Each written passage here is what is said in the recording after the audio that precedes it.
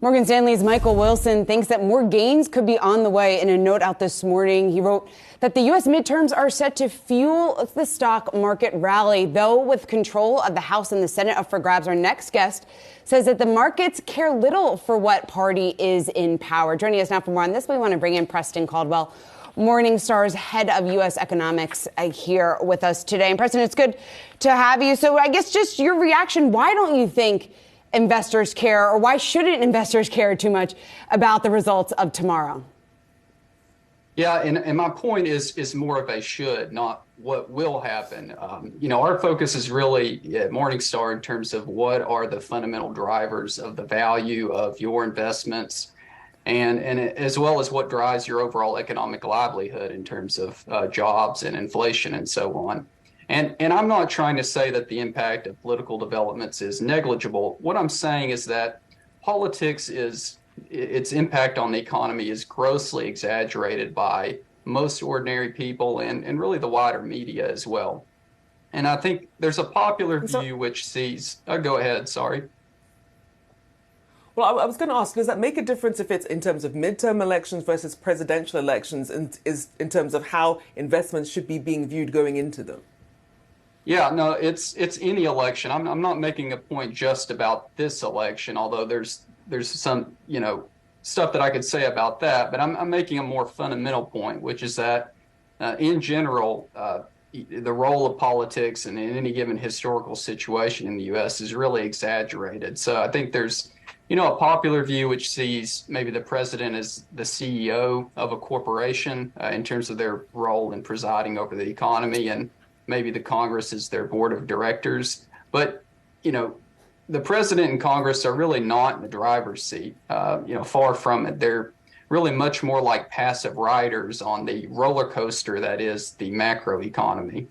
But Preston, there are policy implications depending on who is in office, right? When it comes to taxes, regulations, and the list goes on. I guess let's start with the most likely scenario, at least at this point, and that's if we have a gridlock in Washington. What does that mean for the markets, and what does that mean just in terms of who will perform better compared to those who are at a disposition?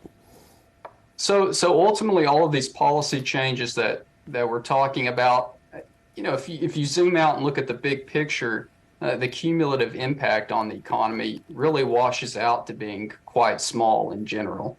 There are exceptions to that, but in normal times, you can look at it through a lot of different angles. But one way the government can affect the economy is through fiscal policy. Whether it runs a surplus or a deficit and how large. But normally, the impact of fiscal policy is offset by the Federal Reserve. That is monetary policy.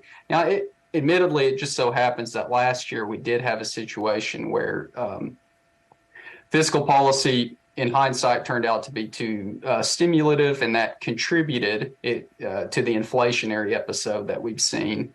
It wasn't fully offset by monetary policy for arcane reasons. But going forward, that's not really going to be the case. Most of what goes on in the economic cycle is going to be more driven by monetary policy. That is what the Fed does rather than fiscal policy.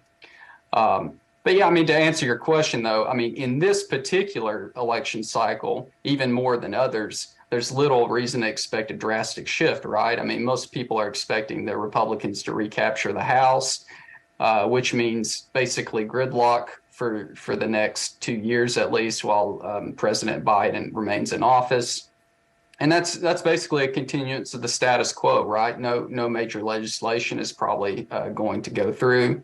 And indeed, that's been the case by and large over the past year, with moderate Democrats in the Senate precluding more sweeping changes that had been envisioned earlier in the Biden presidency.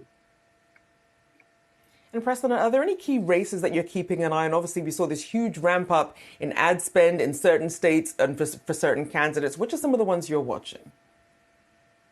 Again, the tenor of my remarks is that, as an economist or someone analyzing what's going on with your investments in general, that, such an obsessive focus on political developments isn't helpful. It may be important for other reasons, and I do find it interesting, but from an economic perspective, it's not really that important. In terms of one thing that I will be worried about when the next Congress convenes, assuming it is a Republican House, I will be worried about what happens with extending the debt ceiling, which could be a cause of, at the least, volatility in the markets. Although I think the macroeconomic implications are probably not as likely to be as severe as perhaps they were in the early 2010s, because we don't, in the early 2010s, we needed more stimulative fiscal policy, and that wasn't forthcoming, partly because of this impasse over the debt ceiling. Whereas this time around, we don't need stimulative fiscal policy. So if the Republicans force through a large reduction in government spending, that can be offset by looser monetary policy in order to keep the economy afloat right now. Well, markets certainly seem to share your sentiment. They seem quite unbothered and quite exuberant, actually, going into the midterm elections. A big thank you, Preston Caldwell, Morningstar's head of US economics for Morningstar Research Service. Thank you so much.